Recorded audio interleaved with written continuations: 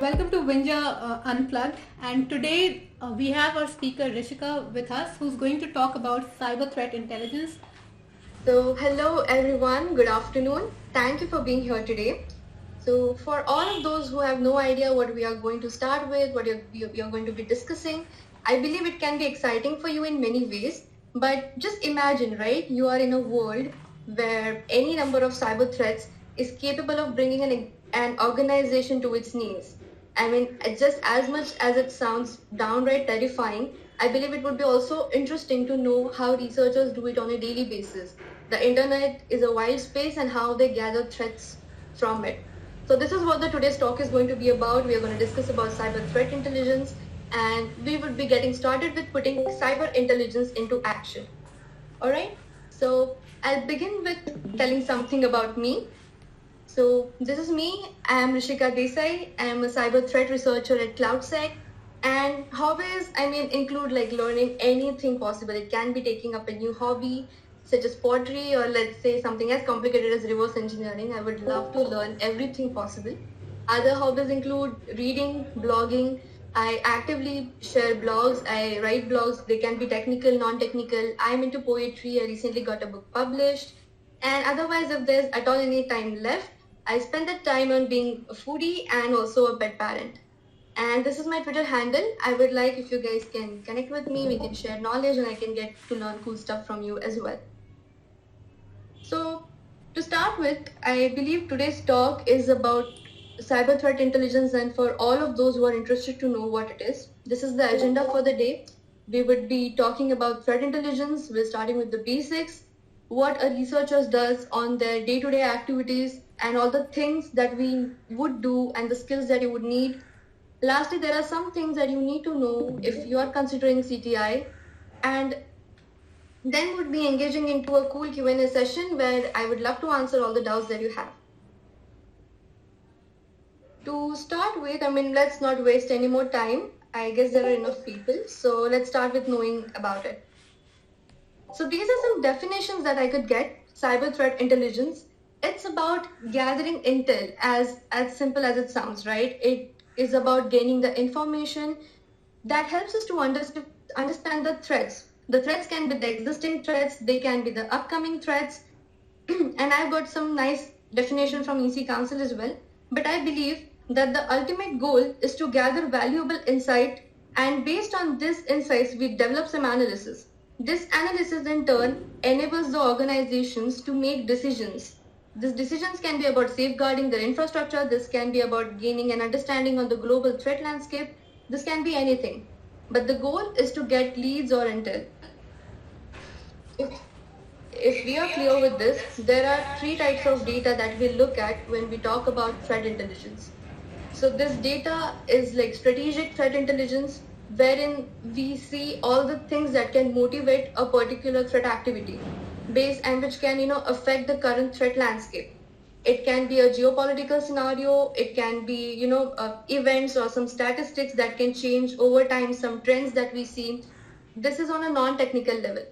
Then we talk about the tactical threat intelligence, which includes the TTPs of a threat actor. These TTPs can be how they infiltrate into a system, what endpoints do they exploit, what are the procedures, like how do they go about all these things, and this helps us to understand the details of a cyber attack. And lastly, when we speak about operational threat intelligence, it's about all the machine readable data. Now, this machine readable data, for all those who are aware about some malware analysis, you may understand what IOCs is. But apart from this IOCs, I believe like it's about all the paths, for example, where a malware can store itself, the new IOCs that gets developed, the new domains, new IPs and everything. So all the machine readable data, which is also important to us, is categorized into operational threat intelligence. A combination of all three of this can help us to identify the complete picture of how an attack is taking place. So I believe like in order to explain you shortly, it's about using certain techniques and tools. Now these techniques and tools can be human, they can be OSINT. It's about getting malware samples, it's about analyzing them from different sources. These different sources can be say VX Underground, Cybercrime Forums, VirusTotal. They can be from individual threat actors, forums, open web, deep web, everything. And this can ultimately help us to profile an incident and help us understand the TTPs of the threat actors. All right, if we are clear with this, I'm moving on to the fact that what are things you need to know if you want to get started in threat intelligence. So here's a small table that I have made where if you are able to research, I mean you like to research, you like to observe things that's happening around the cyberspace, you like to dig into the details of everything, and you love connecting the dots. I mean, if these are the skills that you possess or you would like to build up in future, you're perfect fit for threat intelligence. I believe that what you need to have is, if you read one article, let's say about an emerging malware, if you read an article about it, you just can't stop at one article. You would want to know that which threat actor is using it, which APT groups are using it, what are the recent case studies that you can identify from a particular malware. So it's about digging into these things, getting into the base of everything. And that's what research comprises about, right? So here are some skills that you need to know if you want to get started in threat intelligence.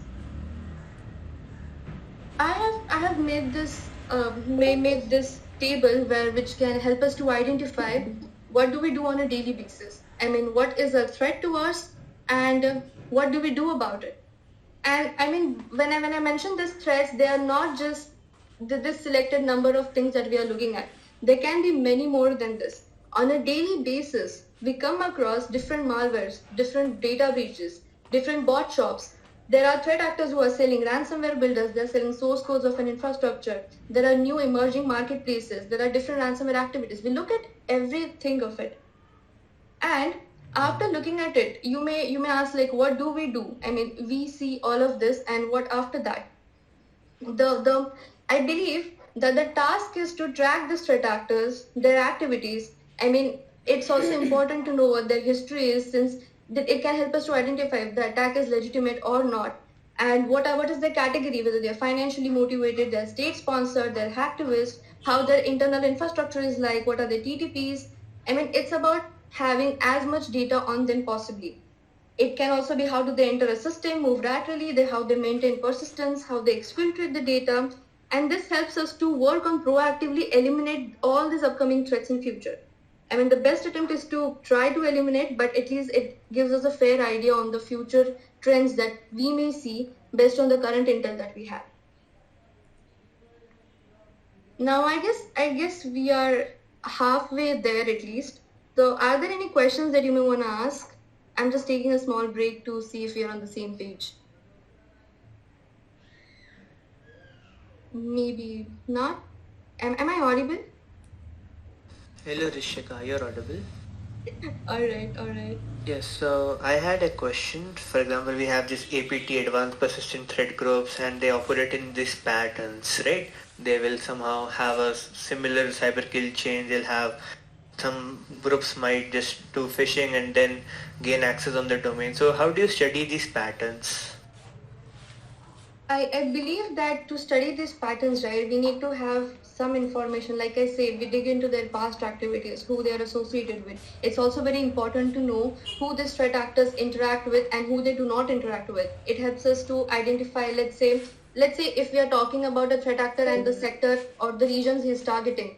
If we talk about this, it's also important to know that if he has commented on any threat actor's post who is also targeting similar regions. It helps us to identify what his next region would be or what his next sector would be based on his activity of previous sectors. So I believe all his past data and his present data is going to help us identify his future trends. All right, thank you. Yeah. So I'll get going, I guess, if this is it. Anyway, we have a Q&A session.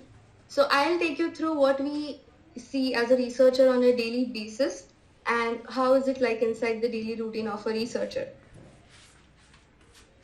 This is one post that I came across, and I'll slowly try to build up a story based on this. So the image cut says Twitter. I found this image where a particular threat actor group was advertising about a affiliate program for their locker, right? They had mentioned about someone who wants to join their ransomware group. They mentioned their requirements, their ways of communication and everything. So this was one post of, let's say, a fully sophisticated threat actor group. I came across this other image wherein there was a threat actor who was asking for information from a user. This information includes, let's say, their technical stack, what OS they use, what computers, how many numbers of admin accesses and everything. And then he claimed that he's going to build, let's say, ransomwares or customized ransomware and is looking for some partners to work with him. And he mentioned the profit split, what all things he is willing to target, what he's not willing to target, the ransomware payment range. Now let's take a scenario where someone has joined hands with either a sophisticated threat actor group or someone like him. They managed to get into the system, they managed to take up the data, they had asked for ransom and the ransom was not paid. Then what happens next? So this is what it can be obvious to predict that this comes out as a database advertisement on underground forums. For example, this one wherein a threat actor was giving internal logs of a Mexican bank. And this mostly happens when some companies refuse to pay the amount which the threat actors think they deserve. So this is how we are able to complete a story, right? This is how we can identify if this is something which is operating in an initial level, and that is how it will turn out to be if things don't go the threat actor's way. So building the story and building out this analysis is also a task of a researcher. Moving on. Now, this is what I would like to put into the table. This is a ransomware group's history. The history has been taken from, let's say, May 2021 to August 2021, wherein different threat actors have emerged on cybercrime forum, they have disappeared and emerged again. So I believe there should be some technique to understand the full picture, the full campaign, the way you connect the dots and build up a story, and then you prove your story right. So it can start with something simple as you see a malware, you try to understand like to which family this malware belongs to, what arsenal is used by a particular threat actor, does this malware belong to that arsenal, which threat actor groups are associated with it, and what are their payload delivery techniques. Once you do this, once you get the data over the time for a particular thing that you are tracking on, then you can put out a picture like this. So the idea is to, when someone asks me the question like, how do you predict what's going to happen next? I believe it's by looking, like I mentioned, I believe it's by looking the past data, what's happening currently, and then you build a timeline which helps you to predict that if there is something which is going to go down or some other ransomware group which is going to be rebranded into a new one, it's going to emerge back. It helps you to identify a pattern, and that's how you put out your analysis. Based on this, besides this, I believe a researcher's day-to-day activities also includes, let's say, tracking new domains, what a threat actor may create. There may be new PR sites as well. There may be new members that may enter the underground forums. There may be some new tools, additions in their arsenals. There can be new domains. So keeping a track of all of this is very important as a researcher. So now that we have talked about what is done on a day-to-day basis, let's talk about all the skills that are required.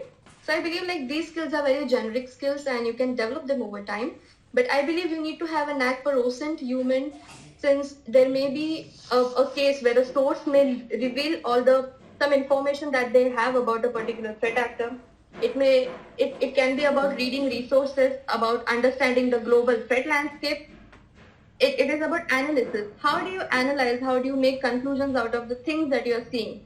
So all the threats that are in front of you can be, let's say, an individual threat or an individual breach. But let's say out of 15 to 20 threats that you're getting in a day, is there some correlation that you can see? How will you put your analysis for it? Then I believe you need to have, it's completely optional, but you need to have some interest in malware, because malware is like another one of the major arsenals of the threat actors. So if you're able to get the IOCs, the samples, it would be enhancing your entire research report. And to some extent, I believe it's about understanding vulnerabilities, like what all technological stack that a particular threat actor exploits, what are the endpoints that may be exploited. So basic understanding about it. And lastly, but the most important is the key to identify the campaigns. It's about having plain observation. So this is about the skills that you may need to have, and I trust me, they will develop over time, and with more experience, things will be right in front of you, crystal clear to, when they start making sense to you. Now, I would like to emphasize a little on the MITRE attack framework. So, MITRE is basically a globally accessible knowledge base wherein they have mentioned about the adversarial tactics, the techniques, and it's like a real-time update on what all latest things are included or are associated with a particular threat actor. Now, once we know what is exactly MITRE, you may ask why is it important and how am I going to implement it with my research, or how is it important for cyber threat intelligence.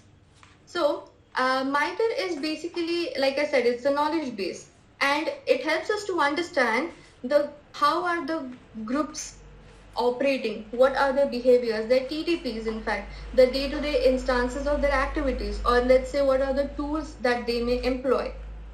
And lastly, let's assume that you are working for an organization, you are in charge of safeguarding their infrastructure. For that, first you need to identify what are the things that would be targeted and what are and how they will be targeted. For that, you need to know the technique, right? So once you know this technique, you would be able to safeguard your infrastructure since there is a ready-made knowledge base about it. So to put it short, to put it plain for you, I believe it's about how adversaries might operate so you can plan how to detect or stop their behavior.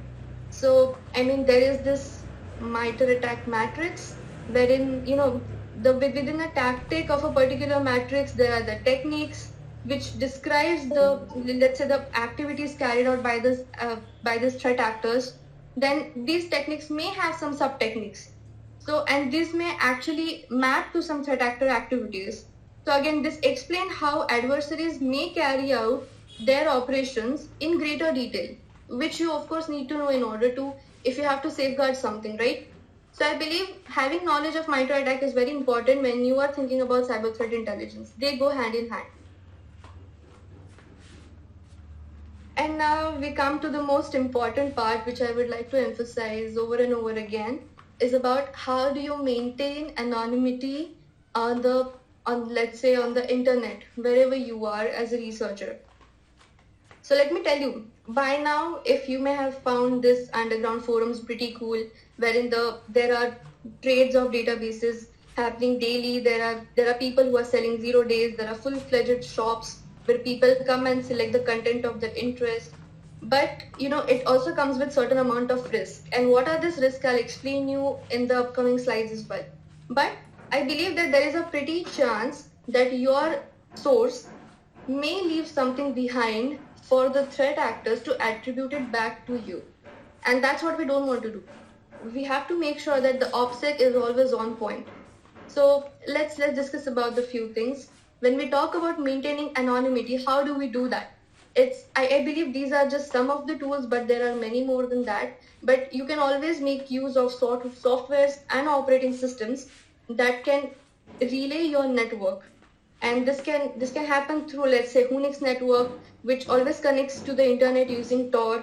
Let's say there is this operating system like Tails, which is meant to maintain privacy, security, and anonymity. There is this open source operating system like CubesOS, which is meant for personal computers. But again, the point is to maintain your anonymity over the internet as you browse. To aid with that, you can always make use of VPNs. And again, there are a list of VPNs which specifically these TAs are using in order to, let's say, maintain their own anonymity while they're performing all these breaches.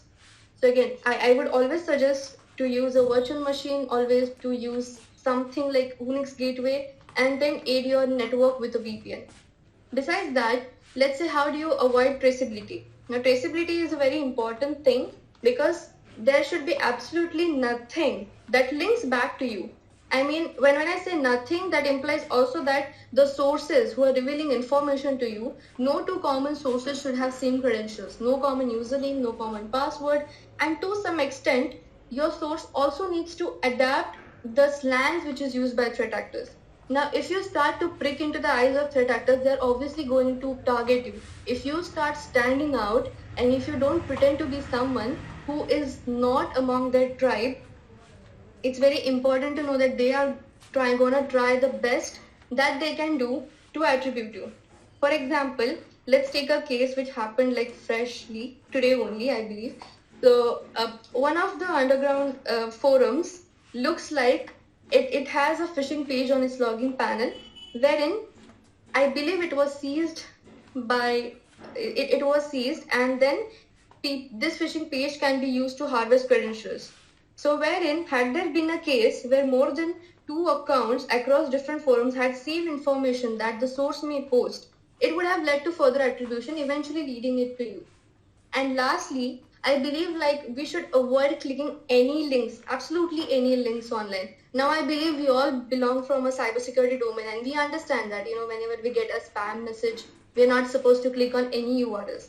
But when we are pretty much clear on not clicking any links sent by these, let's say, script kiddies who are like basic level threat actors, we cannot take any chance on clicking anything that was sent by these sophisticated groups. I mean, they are much more sophisticated and they can do much more damage over time, right? And I had to emphasize on this part always because there are 2 stories that I would like to tell to you. And I got these stories through this particular article.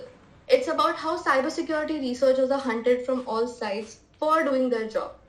I mean, I know it sounds absurd, but I would like you to go through the stories.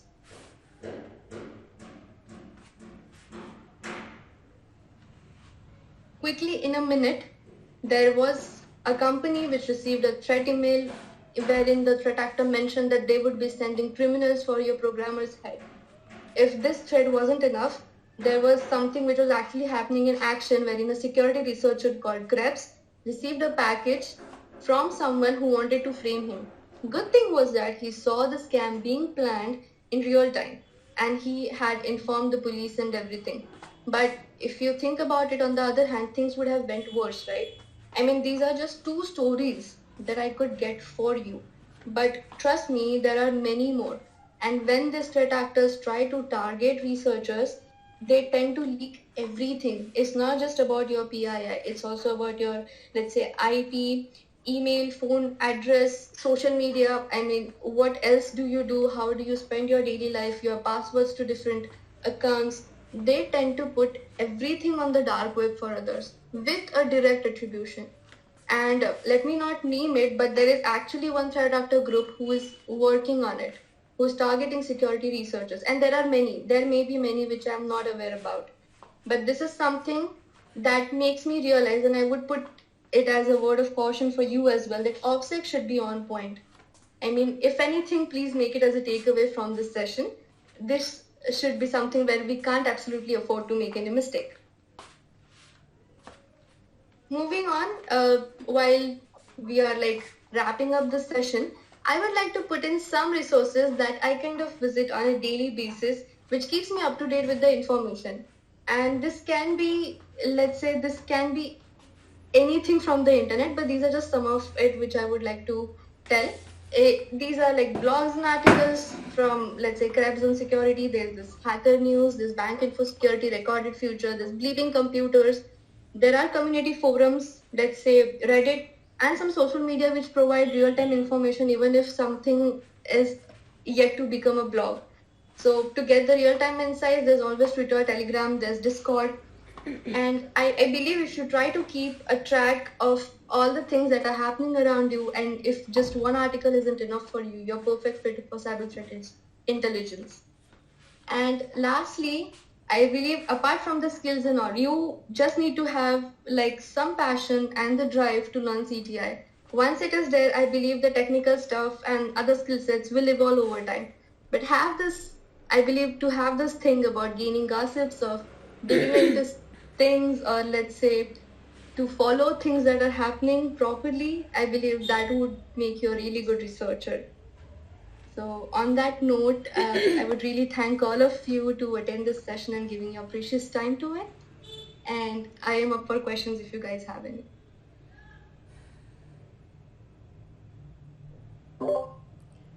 Thank you, Rishika, for this little bit scary but really informative session.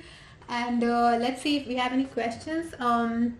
And thank you to the attendees for joining us today on your weekend and spending your half an hour with us. We would really like to interact with you. If you have any questions, any suggestions, things you like, things you didn't like, let's consider this as a group discussion. And if you have any questions or anything, please feel free to unmute yourself and ask it now. Good morning. I have a question. So thanks a lot for your talk, Rishika. And I was wondering, because I'm more on the OSINT side of things, like I'm an OSINT researcher, but not so much on the malware or threat intelligence. So, oh, she disconnected? Oh no, you didn't disconnect. Yeah. Sorry. So is there any automatic stream of information? I mean, you mentioned the, bleeping computers and stuff, but I think those are more the articles, right? So is there any way of, any stream of information that can be automatically imported as kind of API or something? I believe when you're talking about malware analysis, right, I believe like VirusTotal provides you with that API for the real-time information. But apart from that, I believe how manually you go and hunt for the things. I mean, I know you would want information to come to you automatically, but some things may be missed, right? So I believe if when it comes to me personally, I believe to take the manual approach, because the more I hunt on, the more new resources also I discover, and also more amount of information is there on the table. Mm-hmm. All right, thank you.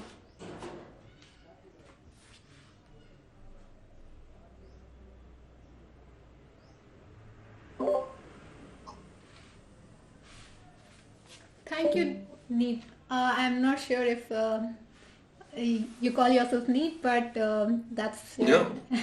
Yeah, thank you, Neat. You're welcome.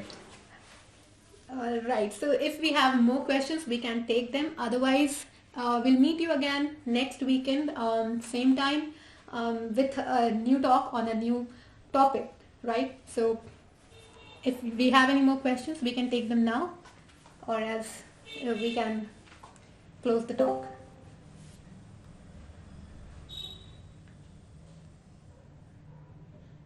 I mean, don't tell me I was that bad that nobody had any questions. No, it's not that, like, I don't know. It's fine. I'm really thank you for asking whatever you had in mind. So. And one more thing I would like to add now before we close the session.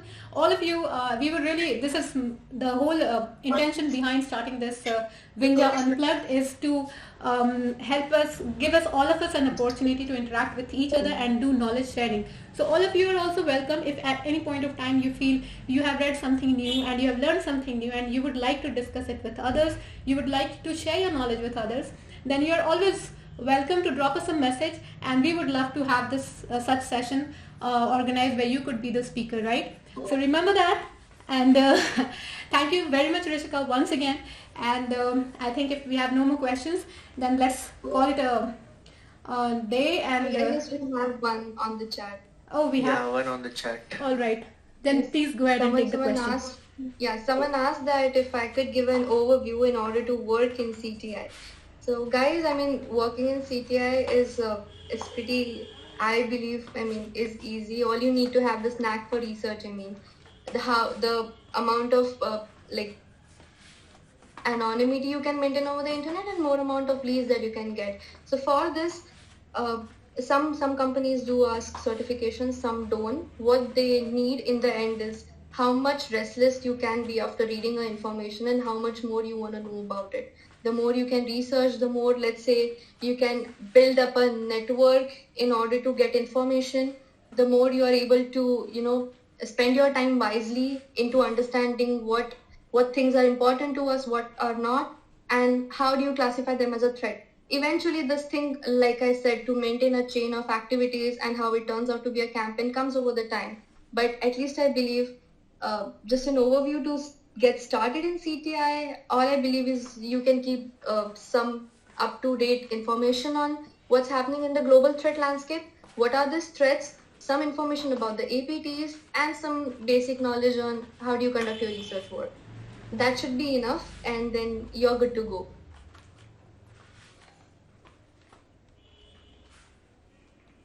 I hope that answers your question.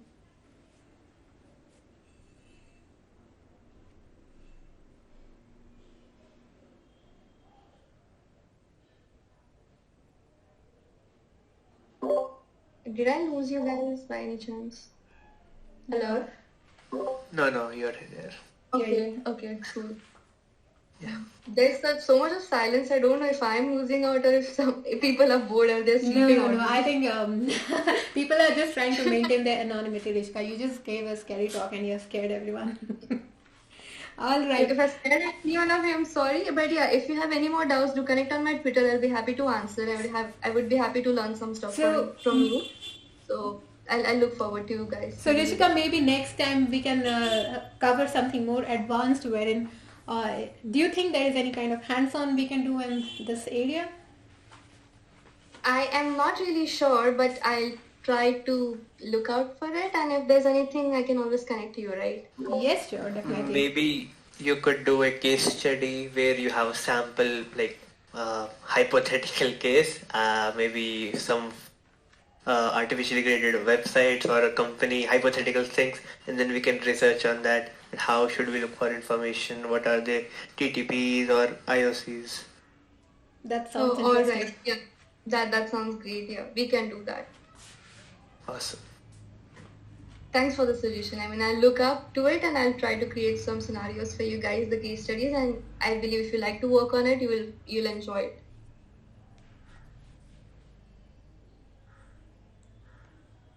All right. So Rishika, would you like to add some more points? Would you like to summarize and conclude, and then we can close? Okay, cool. So all I tried to tell you was like, how do we function as researchers on a day-to-day activity when we talk about cyber threat intelligence? I wanted for any person who had absolutely no knowledge about it to get some idea. And lastly, when I talk about how cool this can be, how interesting this is to get the first-hand information, to proactively try to eliminate it, it's also very important to know that as much as we or the researchers are interested into tracking them, they are also interested into tracking the researchers. So with proper OPSEC, the research part is going to be fun. You may get to learn new things on a daily basis. And for someone like me who loves to learn new things, it's absolutely amazing. It's great. And with that note, I would like to end this session.